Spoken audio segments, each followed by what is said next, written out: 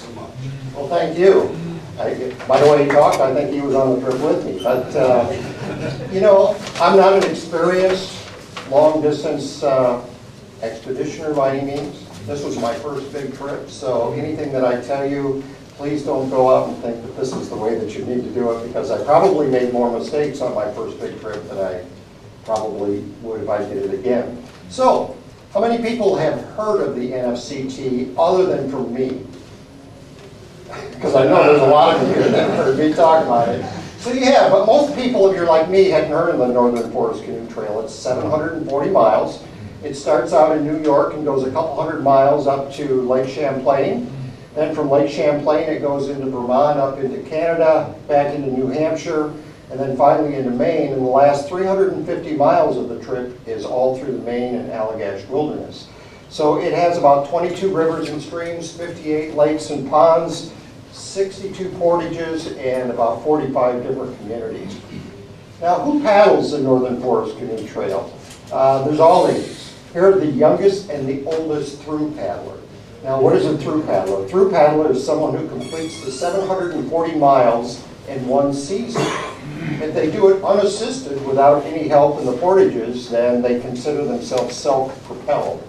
There's also section paddlers. Section paddlers are people who do it maybe over several seasons, and they do segments of it at a time. So if you're looking to do a trip like this, you don't have to be like me where you go out and you do the whole thing all at once. In fact, the Northern Forest Canoe Trail actually promotes that you do this in different sections. And there's lots of different vacations that you can have in that. They started in the year 2000. That was the first year that they recorded officially recognizing through paddlers. Since then, there have only been 86 through paddlers to date that have completed the 740 miles. So it's only about 12 people a year or so that actually have done this. And in 2015, you can see up here, Malo is 3 years old. So, you know, I finished this trip and I thought, yeah, look at me, man. Then I looked, here's a 3-year-old who's completed the trip. So it's like, there's all kinds of ages. Is there anybody in here between 3 and 76? And the oldest, Don Potter, just stepped in the back right here. Don, stand up.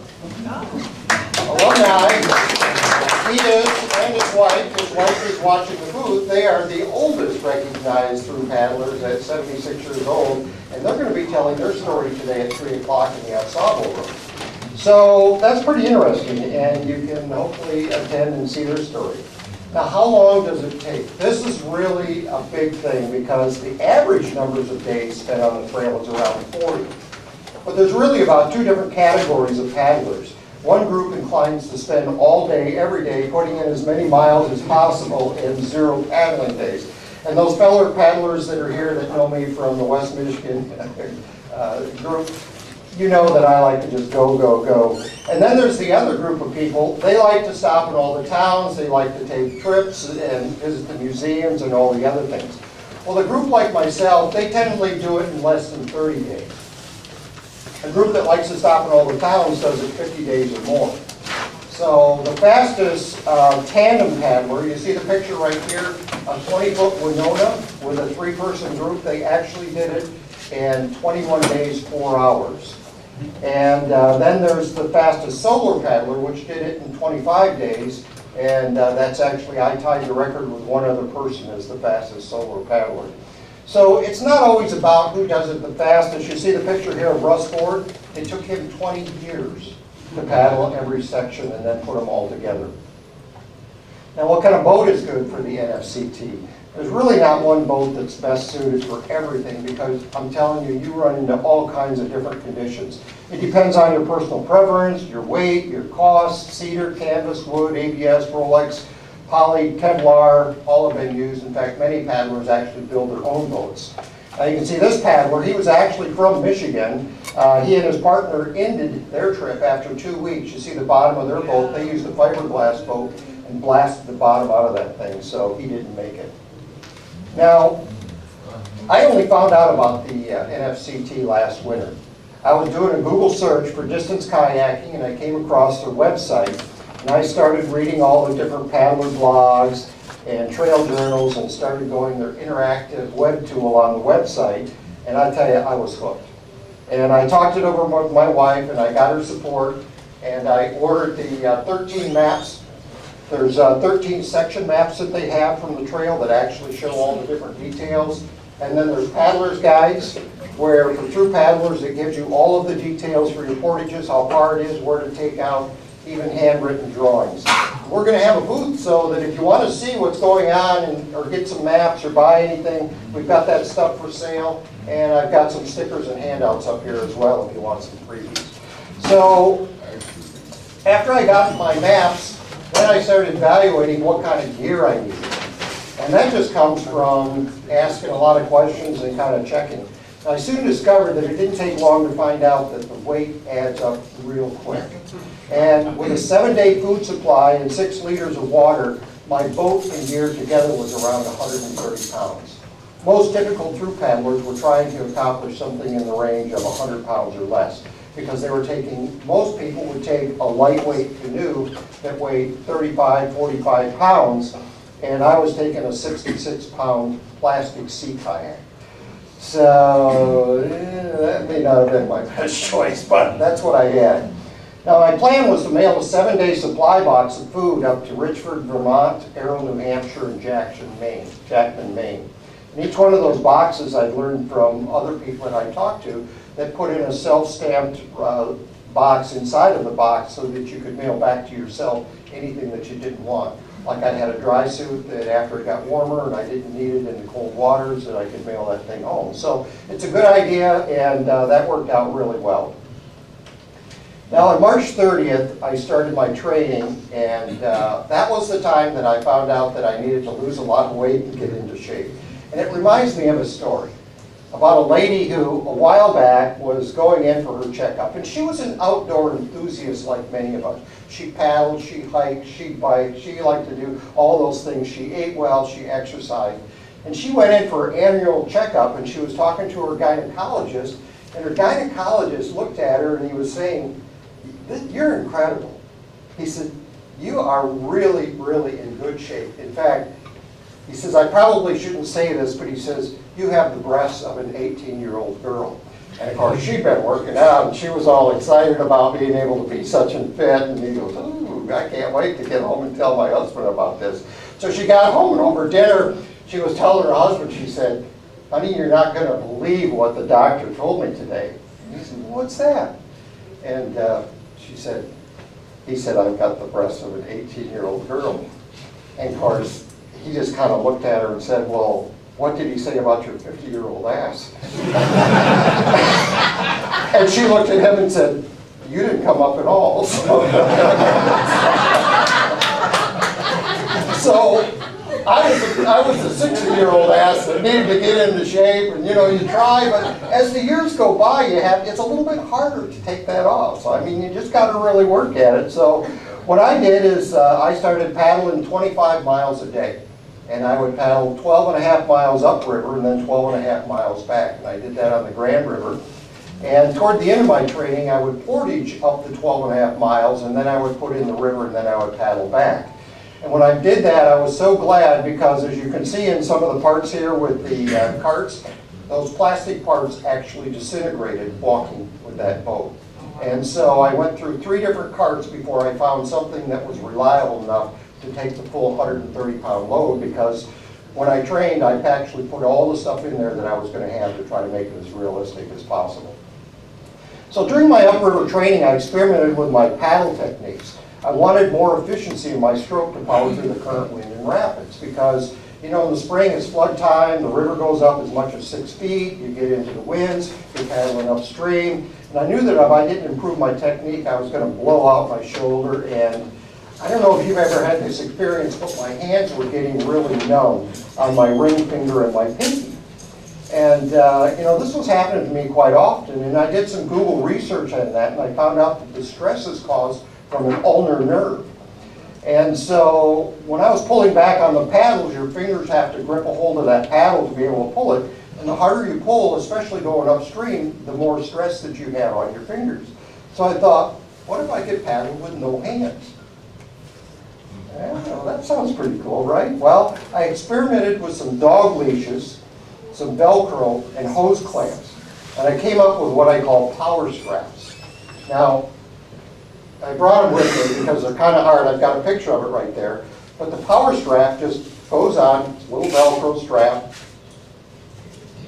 Put this baby on. And then you strap it on.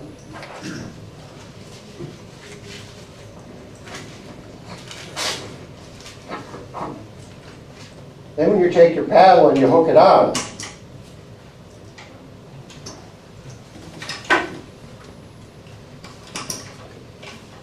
now I can actually paddle and I don't even need to use my fingers. In fact, I found out that you start using down here your lower body and you're using your abs. Just reach over and put your hand behind your elbow and start to pull back on your elbow. Do you notice where you feel it is in that abdominal right here? So what you're doing is you're actually pulling back with your elbows because this strap is connected back here.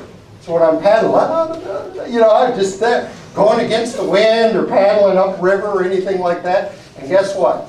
I never had my hands go numb again. My shoulders stopped hurting, and I was making a whole lot better time with less effort and more efficiency. Now, you don't have to use the clips on there. You can try to design something that's an S-clip or something that might be a little safer, because some people say, what if you fall over and you got to be strapped on there? Well, I never did, and it made it through the entire trip. And so I'm just saying, you know, I've never done anything like this before. And when I was training, I figured I needed to do something different because I was going to make it. And so I had to figure it out. That's what kind of worked for me. So after 24 days and 540 miles of training, okay, this was before I went on the trip, it was time to start. Anyone who paddles know that one of the biggest challenges of doing something like this is spotting your boat in your car. It's one of the reasons that I joined the kayak club, because you got a bunch of other people with vehicles that can help you get back and forth. Well, when I did this trip, I wanted to do it totally solo, which meant that I had to spot my own car. So the way that it worked, on May 16th, I started out and I drove 600 miles from Michigan up to a place called Old Forge, New York, which is the start of the trail. I dropped off my boat and gear at an outfitter.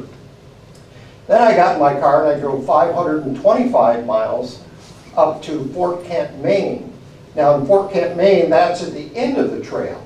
So I'm really burning my bridges because I'm leaving my vehicle 740 miles up at the end, and the only way I'm going to get back to my car is making it the whole way. So you kind of go, yeah, that's why I was kind of like heavy on training, because I wanted to make sure I made it up to my car, because who are you going to call? I mean, it's like, so anyway, I dropped my car up there, and going across the border is always an experience. Now, I had made arrangements to drop my car at the police station.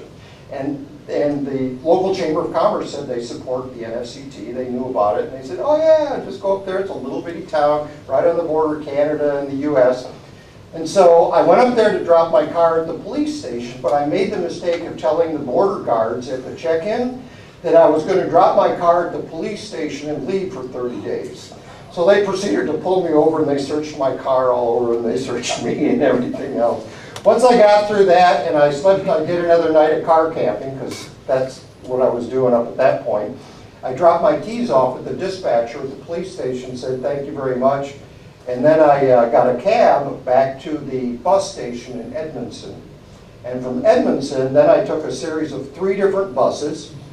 And did you know that they only speak French in Canada on the bus stations? So it took me 3 different buses because I missed my connection in Montreal because I couldn't hear which one I was supposed to get on. And I'm just following people around. Eventually I ended up in Albany, back from the bus station. And from Albany, then I had another 145 miles to be able to catch a ride with the outfitter to get back to where I started. Now that was 1,800 miles before I started. Now tomorrow morning I can start paddling. Okay. So that was kind of the start. This is actually a picture of my GPS log showing my mileage, which here is 33.69. My path in red, which was Old Forge to Fort Lake. The temperature is actually on there, which that day it was 41 degrees, and the wind speed and direction was 11 miles an hour out of the west. Now this is my Garmin, and I've made this public. And anyone who'd like to view my entire trip can take a look at each day's progress. And when you click on that, it's just like Google Earth. You can go to the satellite view, or you can do the map view, and you can actually zoom in and you can follow along. So you can see where I actually got off from the trail and got onto portaging and got back on. So that's kind of what the format is for me to move on. So the first section of the New York is called the Fulton Chain of Lakes, and it's almost 100 miles of linked lakes, and it's really very popular. There are a lot of people who do this. The portages are well marked, and the lakes are easily wheelable in between each one of them. And to me, the lodging was almost like 5-star compared to the end of the trip. Second day after a cold night, I suited up in my dry suit the first time, and I was running the Raquette River. This section was my first section of waterfalls, which was Class 3. Now, in Michigan, it's hard to find anything. You know, we've got a few Class 2 rapids, but on this trip, Class 2 was more the norm than it was the exception. Everything was all the way up to Class 6 rapids. There's a lot of heavier rapids. So after portaging Buttermilk and Raquette Falls, there's a number of additional rapids. Second day, and as you take a look through here, you've got some rapids right here, and Buttermilk Falls, and we're flowing pretty good going over the top of that water right there. You can see we've got some pretty good activity. Definitely would not want to be in my kayak. If there's anything about Michigan boaters is that we're not really experienced whitewater kayakers, okay? I mean, not like when you get up there and these guys live to run these rapids and stuff. They just want to run and jump in Class 3 and we go, you know. So I was really quite timid going into the rapids because I kept thinking in my mind, now where's my car if I get in trouble? You know, it's 740 miles away. So I really was quite conservative and did not take a lot of risk because I didn't want to, you know, like the guy who banged up his boat. So here's the next one in the falls, and this was one of the first groups that I actually met, and they had a ton of gear, and I helped them like carry up their gear up the hill, and in return they did help me with about a 50-yard carry up this hill. So that was one of the few times that I had Marcus was a trail angel that helped me. Now on day 3, because I had lost some time on the portages of the rapids, I needed 45 miles to get back on track. And so I paddled the upper, middle, and lower Sanilacs, passing through a couple set of locks. And I don't know if anybody remembers, but last year there were some prisoners that escaped from New York. I don't know if you remember that. That was in Saranac Lake, and that was exactly the time that I was passing through. I didn't know. You know, I'm not listening to the news. You have no idea. But I learned about it later on, and boy, somebody with all that gear and food in a boat would have been really a high target for somebody that was escaped from prison. So the Indian Carry, here's one that has some huge moss-colored boulders. It was really pretty. Here's an example of where I went through one of the locks, and there's 2 locks that connect the Saranac Lake, and stopping until I eventually got up to the town of Saranac Lake. And there is a person that helps you assist, but if you come at sometimes, like on the weekends or after hours, you have to actually get up there and manually do these docks by yourself. So they open the locks for you. So this is where I got food poisoning. So, you know, I stopped at a little town and I got a meatball sandwich, and I'll read from my journal. I said, it's 4 o'clock and I've gone 23 miles. I want to make it all the way to Union Falls Dam, another 22 miles, with a portage around permanent rapids. I've been thrown up since Lake Saranac, and I'm getting tired. The wind is picking up, and it feels like a storm will hit soon. It's getting really cold, and I'm on the wrong side of the water and need to head right into the wind to get some shore relief. I really don't like paddling in the dark. But I had mileage goals, and I thought, I'm going to try to make it as far as I can. And so that night was my coldest night yet. You can see my spray skirt is stiff. I'm holding it out and frozen. And I put on every piece of clothing I had because I didn't have a sleeping bag. I only took a quilt. So I'm telling you, I was bundled. Everything's on me. And then about 4:30 in the morning, I heard a truck pull up. And I'm thinking, oh, I'm on private property, and this guy's going to come and boot me out. And he's going to have to pry me out of this quilt because I am really cold. By 5:30, I'd had a cup of coffee inside of my tent, and I heard the truck drive off, and I figured, okay, I'll break camp and get going. To my surprise, there was a man just outside my tent, and I started explaining, apologized that I was in. He said, no, that's no problem. He says, the public campsite that you're looking for is only 25 yards away, but it's on the other side of the dam. So he was actually preparing a Memorial Day feast and was cooking a hind quarter of beef over a cherry wood fire. Oh man, I looked at him and he told me, he says, yeah, it got down to 25 degrees last night, and with the wind chill it was in the teens, but yeah, I knew it was cold. They invited me to warm my hands on that cherry wood fire. I tell you what, that was a true trail angel right there. So I made it to Union Falls, that's where that was at, and there was just a trickle of water, and there was no way I was going to paddle this section in low water, so I strapped on my wheels and my nearly frozen kayak. After an 8-mile portage past some class 2, 3, and 4 rapids, I put back in the Saranac River at Clayburg, heading towards Plattsburgh. Now, right in the Saranac River between Clayburg and Plattsburgh is awesome. As you can see by this elevation chart, between Union Falls and Plattsburgh, the elevation drop is 45 feet per mile. And so I must have bounced off from a million rocks in low water, but it was better than walking down on the road. And my 17-foot sea kayak isn't exactly a whitewater boat, so it wasn't easy to maneuver around rocks and all that. So this was an example of one of the rapids that I chose to portage around. There was a 40-foot drop. Obviously, I portaged around that one. And at this one at Imperial Mills, look at this beautiful site. I'm telling you, you know, if you want to just take your time and enjoy some of these beautiful sites, it's absolutely incredible. I had a campsite absolutely all to myself. I mean, with this view. So it was the ending for a perfect day. Then, after more fun of running class 1 and 2 rapids into Plattsburgh, I eddied out because there was this orange construction plastic fence stretched across the river. And with no good place to portage, and this wasn't really marked on my maps, I just slipped over to the side of the shoreline, and it was kind of muddy, and I crawled up to the top of this really steep bank because there was really no bank there. And I remember I was crawling on my hands and knees, and I got to the top, and there was a lady walking by a walking trail with a dog, and she looked down at me and kind of stepped back. And she later told me, she said, I really thought you were a drone that was out there trying to crawl back up the bank. So I got up on there, I strapped my wheels on my boat, and I headed through downtown Plattsburgh. And I remember the Sunday morning, the bells were ringing, and I stopped and had some ice cream, got my water bottles filled up, signed the kiosk. Then I packed my wheels up and started on Lake Champlain. Lake Champlain's a big lake, and after about 4 miles of an open channel and avoiding some busy ferry crossings, I stopped at North Hero Island for lunch and signed another kiosk. Now, North Hero State Park, located on the tip of the island, was closed a few years ago, but it's still open to through paddlers, and they allow you to camp free. Now, here's another site where you're at the tip and the point of an island, 360 view. You're the only one there. I mean, I'm telling you, there are some absolutely incredible places on this trip that are free through paddlers.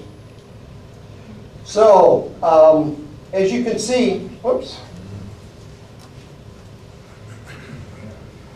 Even with a light south wind and rolling waves, it wasn't too bad. There were a lot of paddlers that ended up getting delayed several days going on this trip, going over this, because Lake Champlain is actually the 4th largest lake in the United States after Lake Michigan and all of our lakes. So if you can imagine, this was a 30-mile trip, and I was really pleased because this was a time that I was glad that I was paddling a heavy sea kayak going through the waves.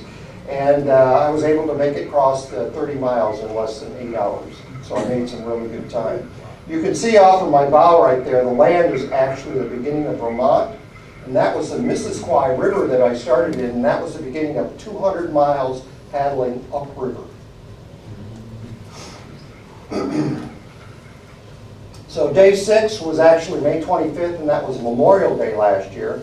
I passed the parade with my boat. You know me, I was almost ready to go, oh, cool, let's get in the parade with my boat. No, I passed that up because I saw a pizza shop, and I said, I'd rather get a hot bite to eat. So then I stopped in, I had a bite of pizza, VIP parking, because you don't want to lose any gear of your boat, so you park that thing in a window or someplace where you can see it. So I took advantage of that. I reviewed my maps, headed out. And I was hoping to do my laundry, but the laundry was actually closed on Memorial Day. After assigning the kiosk there in Swanson, I continued up the Missisquoi River with lots of wildlife sightings, eagles. It was just, finally I got to the Sheldon Springs hydro plant. After portaging a mile and a half, I was setting up camp under some cedar trees by a fence. And I was setting up camp in the dark, and a pickup truck drove up. Uh-oh, what's this? He rolled down his window, he turned on his flashlight and pointed it right in my face, and he said, "Are you worming?" I said, "What?" He said, "Are you worming?" And finally, after a couple of times, he said, "Are you worming?" And I figured it out. It just rained and they cut the grass, and he was out hunting for night crawlers. So I thought, "Oh, are you worming?" Okay. So I zipped up my tent, I got inside, and I said, "I hope this is going to be okay." Well, the next morning I went through and did my routine break-in camp, and I discovered that I was missing my 13 maps. Oh, no. My Bible.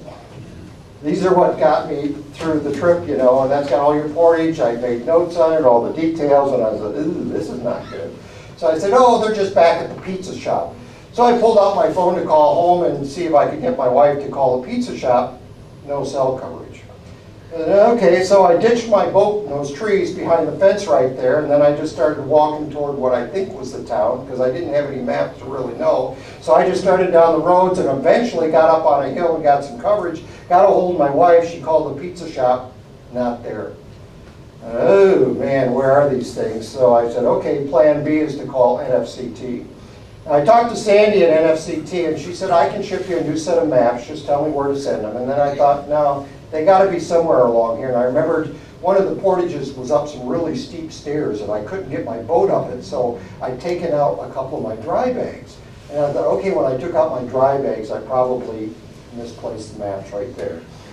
So she said, well, there's a trail maintainer that lives in that area. I'll give him a call, see if he can swing by those stairs, because he lives around that area, and I'll let you know. Well, later that afternoon, I got a call from Russ Ford, and he said, "Yep, found your maps. I'll meet you tomorrow morning in Richford." So the next morning, as promised, Russ Ford arrived with my maps, and I caught up with another through paddler, Will Jeffries, and that was kind of the next step. That was after he slept in the gazebo outside, and I actually had reservations in that incredible bed and breakfast with a hot shower and a warm bed. So after my first scheduled resupply, I was supposed to pick up my boxer at Gray Gables, and guess what? It never arrived. So here I am, I'm really getting low on food and everything else, and my supply box didn't show up. So I kind of stopped at different places, found some batteries at a local store, thanked Russell over and over again, but now I had a paddler that was going with me, because now Will decided that he was going to join. So I'd read in the guidebook that this area was heavy agriculture, and I really experienced it firsthand, because as you see in the picture right there with the tractor and all those hoses, they actually liquefied the fertilizer and they sent it out these great big hoses, and then they sprayed it all over the fields. Well, needless to say, you don't treat your water supply out of those rivers. You basically make sure that you've got enough good water. And then more tracking upriver. Tracking, did anybody know, and I didn't know this before the trail, you've heard of the word tracking and poling and all of that. I didn't know that tracking and poling are upriver and lining is downriver. So when somebody says they're lining, they're actually going downriver, and if you're tracking, you're actually going upriver, and if you're using the pole, lots of people do that with canoes, and they pole upriver. So you'll hear me refer to the word tracking along here. That means that I'm going upriver. So not long after I started, Will and I crossed over the international border, and after a mandatory check-in with the Border Patrol, they didn't search me. I had no problems, and now we were in the deeper and wider section of the Missisquoi River. This was our first night camping in day 8 in Camp Carrefour, where we stayed our first night in Canada. Now, Will is a 28-year-old, and he lives off the grid.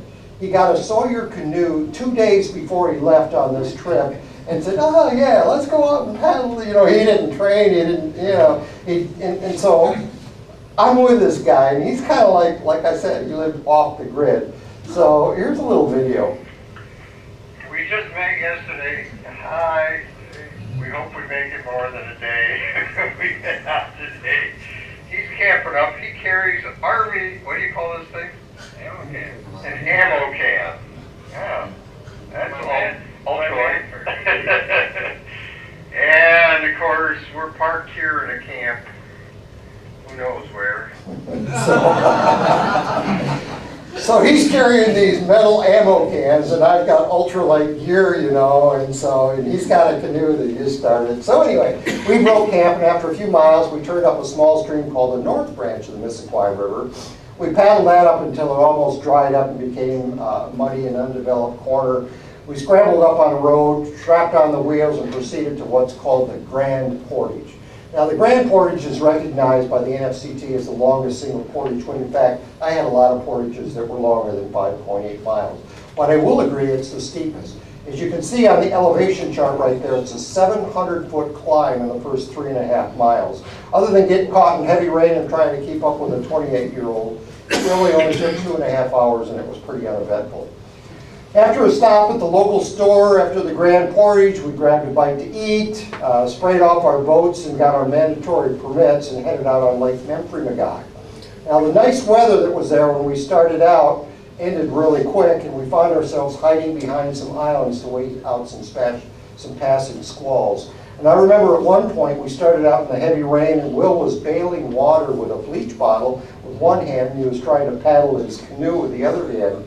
And eventually the wind and the waves were just too strong, so we found shelter in this boathouse. And before setting camp, we looked around for an owner, tried to get permission, and there was nobody there because it was early in May, and so we said, okay, this is home, and we were both tired, we crashed. So Will wanted to get up early because he was kind of hesitant about the wind and was worried about the open water. So he left really early. He was like 45 minutes before me. And he said, okay, we'll meet in Newport at the customs check-in. So the wind and waves, as I found out, weren't the problem. It was the fog. And I remember the fog was so thick going out on this lake that you couldn't see in any direction. And you get out in this big lake, and it was like paddling in outer space. I mean, I thought it was really cool. Well, I had a bow compass mounted on my kayak right there. So I was able to dial in 180 degrees because I knew I needed to go south to get into Newport. And so with all this fog and you couldn't see any shore, man, I just dialed in 180 degrees, and it was the most incredible paddling experience because it was just like I said, paddling in outer space. Wow. So I arrived in Newport because I was man, I had my power straps going. It was a lot of fun. And then I figured, okay, I pulled into the shore in Newport, and I'm waiting, well, where's Will? And I waited almost an hour before he showed up, and he left 45 minutes before me, so I'm going, oh man, he's out there in the, he's in outer space, man. He's orbiting out there somewhere. So at that point, I clearly understood that we were traveling at a different pace, and I wasn't sure how this was going to work out. So we checked into customs. He finally showed up. They've got a video phone there, and you actually call. You pick up the phone, you hit the operator thing, and you get this video operator with a picture of him, and you give him your passport number and let him know you're getting back into the States. So after that, because I didn't have my resupply box back in Vermont, I stopped there at the local Natural Cafe, resupplied myself with some food, and when I got done after all that, I came back, and Will was still talking on the phone, kicked back in the booth, just kind of like, in no hurry to go anywhere. Well, come to find out, he'd gone to college nearby, and he was talking with an old girlfriend that he had in college. And I found out he was planning some side trips. And these were not side trips that I was going to go on. So I said, okay, this is where we parked. And I said goodbye to Will, and that's where we went on. So from there, the Clyde River is known from Newport on to be one of the most difficult upriver sections in the trail. At one point, I passed these steps as I was portaging. I looked down the river and shook my head and just kept on walking. Eventually, I ended up at the Clyde River Recreation, which is another great place where they promote NFCT through paddlers, and gave me a free camping there. After a really good night's sleep, I was back in the water at 6:30 a.m. And this was much easier paddle today as I'm headed up into a swampy area that they call a fen. Now, this was the first time that I got lost on the trail. Okay, as you see the red lines, that was my trail. Okay, this is not an exaggeration. And as you can see, the arrow on the right comes out over there. Well, that's where I was supposed to get out. So I was almost there. If I could have had an aerial view, it's like I was like 20 yards away. But when you're out in this swamp and there's cattails 6 feet high, you don't know. So I got permission to Portage. After I backtracked, I went up this house and I went to a home and I got permission to Portage across their trail. And they had this humongous dog that also almost bit me and ate me alive. And finally, eventually, you know, after strapping on my wheels and going past this thing, guess where I put back in? Almost right where that arrow is after going. But, you know, that set me back several hours, and you know me, I want to make good time. So anyway, when we had landmarks like this, what they call the tubes, even I could figure out where to get through on these. I knew I was on the right path when I found the tubes. Now on day 12, it rained all day, and at one point I remember in the night I had to get out and pile my stakes back in. And we've all camped before where you had your stakes coming out, and all of a sudden, oh man. So after we got through that, I left the fen, and I was portaging much more in the Androscoggin River until I eventually arrived in a place called Bloomfield, signed the kiosk, and jumped on the Connecticut River. Now on the 200-mile stretch between going up that elevation, the Connecticut is a 20-mile reprieve where you get to go downriver.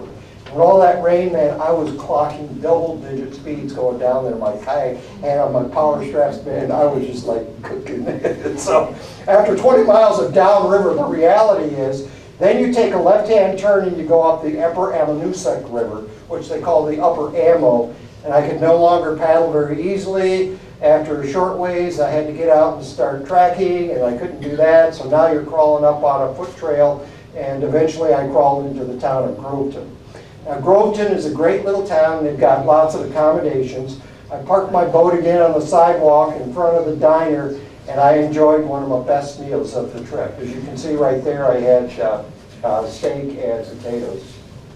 Now, after dinner, I made my first trip to the laundromat, did my laundry, got some advice from a local. He says, oh yeah, you can go down by the river and set camp down here. So by then it was dark, it was raining, and I got my tent set, and my feet were killing me by this time. As you can see, I'd read in some of these trail journals that if you use tape on your feet, then you won't get blisters. Well, so I did, and I never got any blisters. But what I did find out, that when you're walking in your water, your skin gets real soft. Nobody told me that when you peel the tape off from your feet that you have to do it really slow. So when I peeled these tape off from my feet, I ended up with a giant raw spot. I didn't have any blisters, but I had now the risk of getting infection from peeling the tape off from my feet. So anyway, it's about 1 o'clock in the morning. I'm trying to get a good night's sleep, and a diesel engine started up about 10 yards away from my tent. Woke me up, and I thought, oh man, I don't think I camped on the road, but I think this thing's going to run right over the top of me. You know, they started up the diesel engine, and he took off. A few minutes later, another one started up, another one started up. Come to find out, I was parked in the parking lot of a commercial trucking company, and all these guys were going to work in the middle of the night. So much for local advice. Somebody had told me, in fact, Will had told me at one time, he says, if I can give you any advice, don't listen to anybody that gives you directions. Because they all think you're driving a car and it's going to be easy to get someplace. You're pulling a boat or paddling, and it's not going to be that easy. So anyway, after a really poor night's sleep, the next morning I woke up to some really heavy rain and cold wind. And as you can see right there, it was 45 degrees with an 8-mile-an-hour headwind. And the river rises very quick in these areas because you're up in the mountains. So it was just too much for me to paddle, so what did I do? I strapped on the wheels and headed towards New Hampshire mountains. And I pulled that 130-pound load up the mountain roads, and I have to say that I paddled 540 miles in my training, but I never trained as much actually walking and pulling it. So that was my weakness at that point. I was really having trouble with the portages. Signed a kiosk and start and continued on Highway 110. By 1 o'clock, I'd ride in West Milan, home of Gord's Corner Store, grabbed a bite to eat, checked the weather, took a portrait of myself, and you know, when you're out there, you kind of learn to do a lot of selfies. I'd never taken a selfie in my entire life, and I took more selfies on this trip than because you know, you want to kind of document it. I was actually there, so anyway, the weather said it's going to be nice the next few days, and I camped right here. This was Pontook Reservoir. Day 14 was my shortest mileage day, only 14 and a half miles on the way to Errol.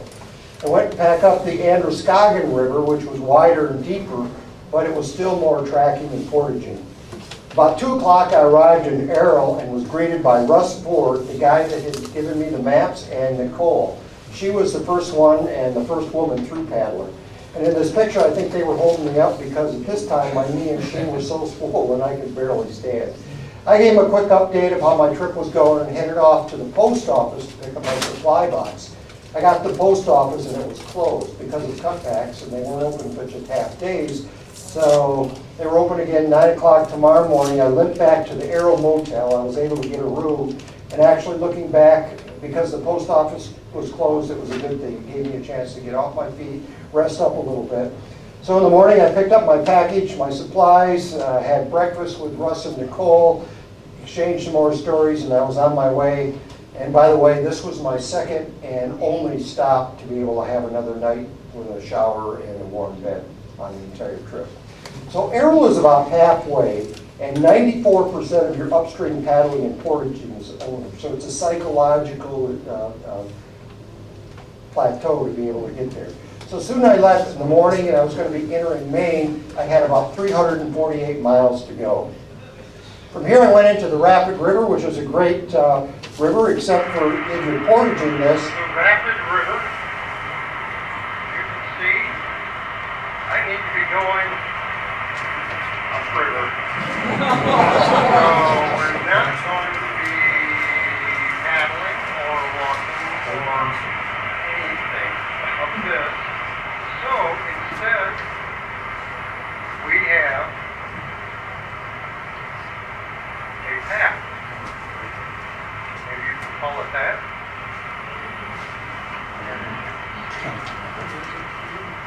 Along the road. This is where I backtracked just a little bit. I could barely walk through here, let alone get my kayak through here. Yeah, remember this? But as you can see, it has been used a great deal. 4 miles. Some roots, stones, and all that good stuff. And as we come around the corner, you can see, there we are.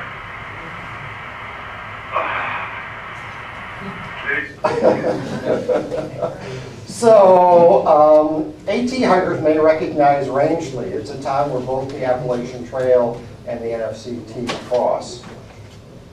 After crossing Rangeley, you can see by the elevation map that it's mostly downhill from here. With the mountains in the background, Rangeley Lake is one of my favorite lakes. It's just beautiful. Local outfitter advised me that after the recent rains, the Dead River, which is normally quite dry where you have to do a lot of tracking and portaging, had plenty of water. Well, it did for a ways, and then I came across some class 2 and 3 rapids before I came to Stratton, which forced me back on the road. By this time, I was getting a little loopy and looking for some self-esteem.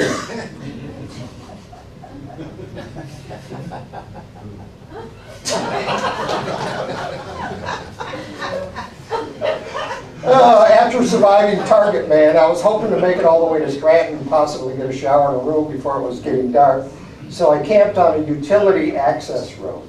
And even though I used this bug net on several occasions and used lots of repellent, there were millions of bugs, but I never really found it a problem. After my self-entertainment in Stratton, I was doing some crazy stuff. And at one point I was walking through town, and all of a sudden it realized me. I'd gone over a mile, but I was walking in the wrong direction. I'm going, oops. So I turned around and I headed back. On day 17, Flagstaff Lake really, I remember it kicked my butt. There was choppy water, and I kept going from shoreline to shoreline, trying to see if I could get some relief. And that was a day I was using my power straps, and I tell you, they were worth the weight in gold. There was a moose in the road. They're as risky as the rapids because you don't want to get near these moose. They will come after you. Now the Grand Falls on the Dead River is pretty spectacular. And as you can see,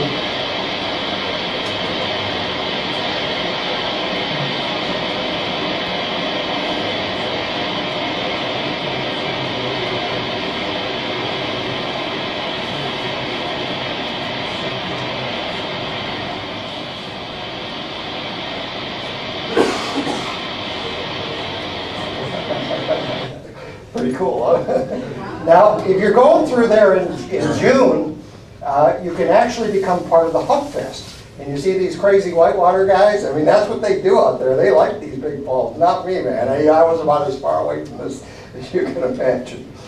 So, that brings me to day 18. And day 18 was not a good day. As you see the red lines, I said, oh, I decided if I could bypass a 7-mile stretch of Little Spencer Stream by taking these logging roads, it'd be a good choice, right? Well, this turned out to be the worst decision of my whole trip. And as you can just see by the red line compared to the dotted line, which was where the guide maps said that I should go, I'm going, what was I thinking? So, time and time again, I would go down these logging roads and they would end. They would just end. And the GPS that I was hanging on to showed the line going through. Now, maybe in the wintertime on a snowmobile, you might be able to find a trail, but in the spring with the wet and everything else, you just couldn't find them. So at one point, I came to a river where I could see on my GPS that this would feed back down to the dotted line in Little Spencer Stream. And I thought, I'll put in here and I'll just float back down to the stream. So I put in this little river and immediately became faster and faster until I could see some rapids ahead. And I thought, uh-oh. So I headed for the shoreline. Now, the current was way too strong, and I pulled into the shoreline, and it started to pull me out backwards, out of the shore, until I got perched on this rock right out in the middle of the river, and I had whitewater on both sides of me. Now, I didn't have on my spray skirt, and I'm backwards. And I'm out here in the middle of the river.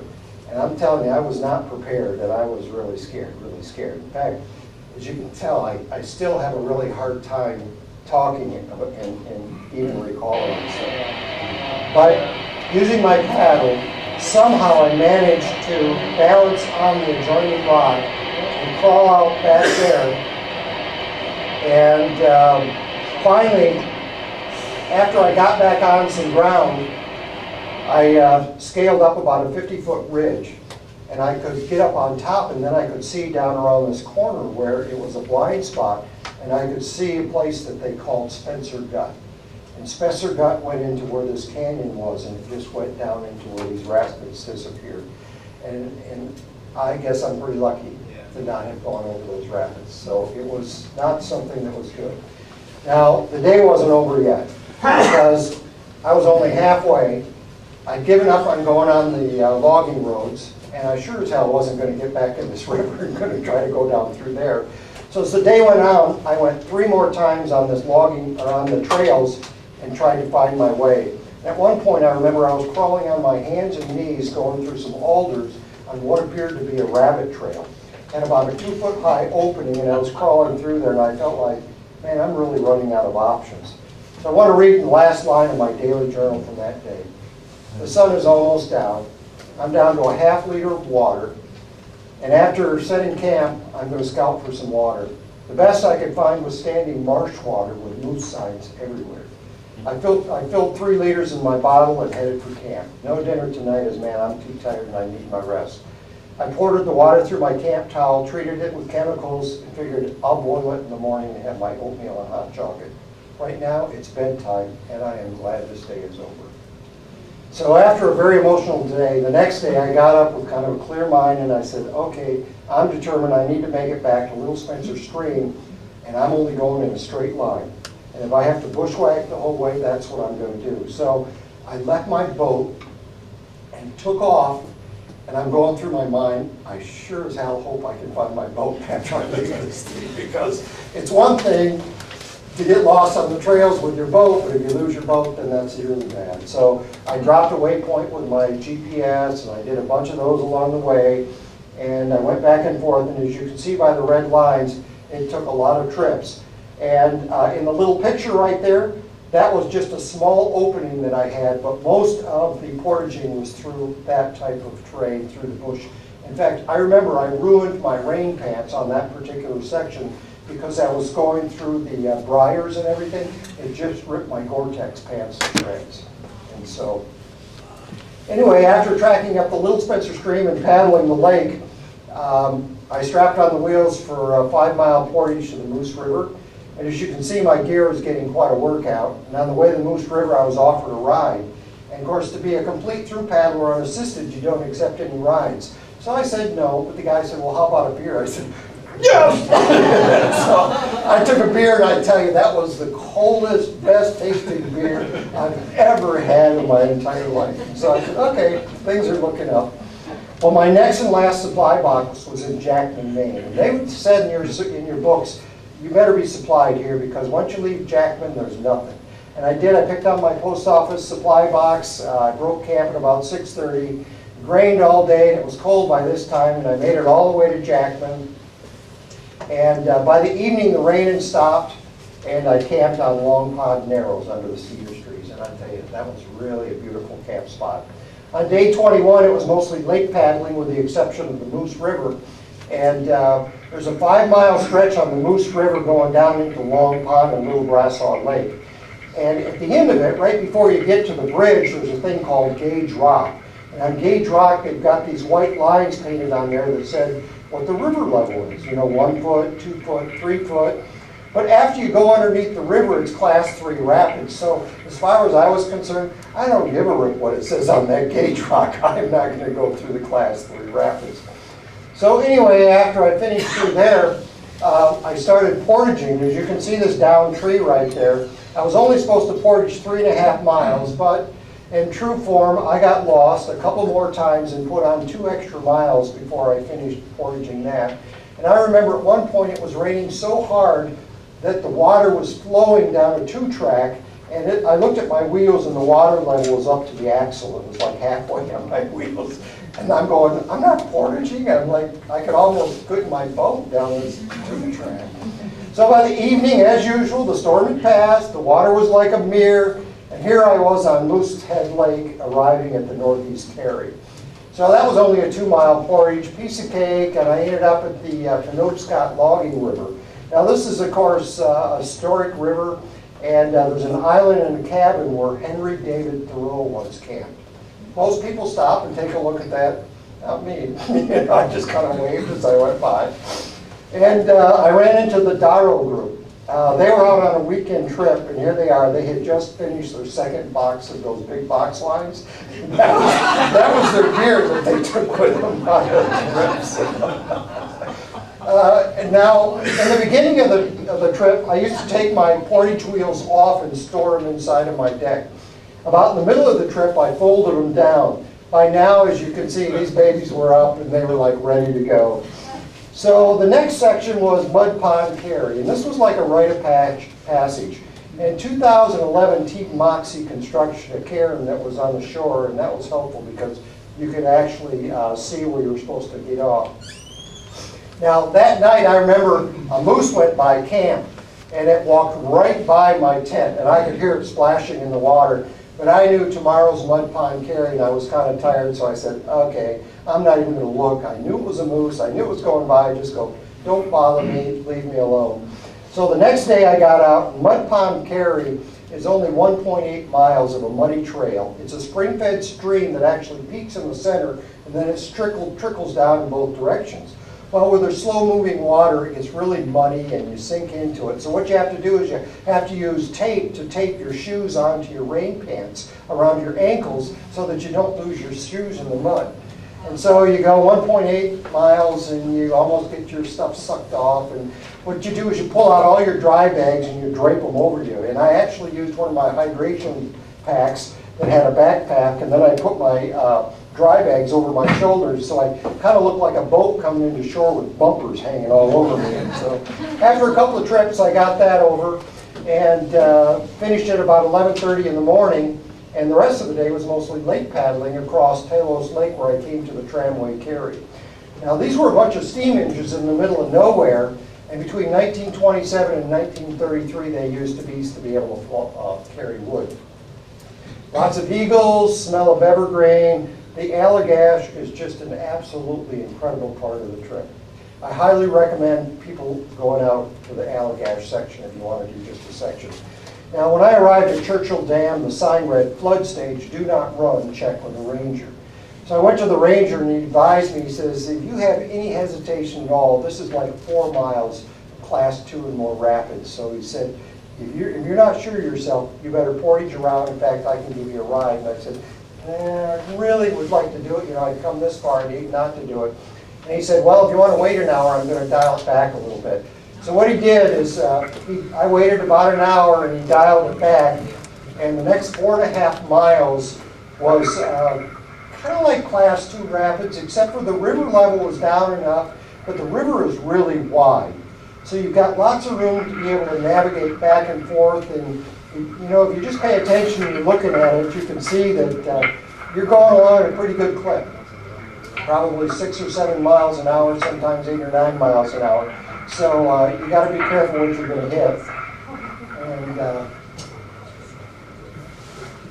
this really doesn't do it justice. I mean, this is like, what, a minute or so video.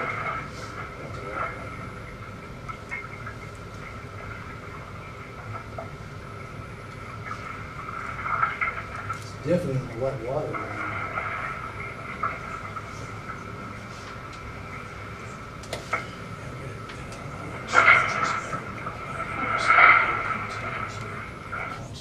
So anyway, I broke camp. I was in the river by 6:30 in the morning. And at this point, there's a mandatory checkout when you leave the Allagash because they want to make sure that nobody's left in there. So you check out at the ranger station. So here I am with a smile on my face. And eventually the Allagash River, which is really a powerful river, meets the St. Johns River, and that one's even bigger. When the two of these things get together, there's like river trains, and it's just incredible. There's a limitation. You have to have a minimum size boat. You can't even go down there without the right craft. So on that particular day, I remember I did 50 miles and I was done by 2:30 in the afternoon. So I was averaging 6.8 miles an hour. On the right, I was approaching the International Bridge, and look at my temperature. Man, it's 61 degrees, the sun is shining, and I tell you what, man, I am happy. And with mixed feelings and emotions, I pulled in the finish, signed my kiosk. This is Mack, and I've arrived safely in Fort Kent, Maine, all the way from Old Forge, New York, which is 748 miles in 25 days. And I either paddled or pulled my 17-foot wilderness sea kayak along the Northern Forest Canoe Trail. It's a very long trip. Very long trip. I'm glad that I did it, and I'm glad that it's over. You can find out more about it on my journal at imperialjournals.com/Mack Truax. So it was a total of 748 miles. I actually portaged 147 miles. 21 miles is my longest portage. So I probably hold the record for the longest miles of portaging. It took me 25 days, but I did tie the fastest solo through paddler record for 25 days. There was only one other person who's ever done it in that time. So I averaged 30 miles a day with my trip, which I do about 750 paddles per mile. Any paddler who does distance paddling knows how many strokes they have. And with 30 miles a day, that's 25,000 paddles a day for 30 days, 25 days straight. Longest day is 50 miles, shortest 14 and a half. I averaged 3.5 moving my mileage. And my car and bus miles was 2,400 miles of traveling. With my 554 miles of training, I actually had 3,700 miles between my paddling, bus, portage, and other things. And probably one of the biggest questions I have is, would I ever do it again? The answer is yes. I will be leaving again this year on May 20th in 2016. And I'll be taking off. And if you want to follow my blog on my guest book at trailjournals.com, you can follow me and see how I do this year. So with that, we're going to be at the booth, at the NFC booth. We've got some maps, we're selling books, we've got some other things, and we'll be happy to answer some questions. So if you ever want to have a great adventure and you're just part of all of it, I highly recommend the NFC booth. Thank you.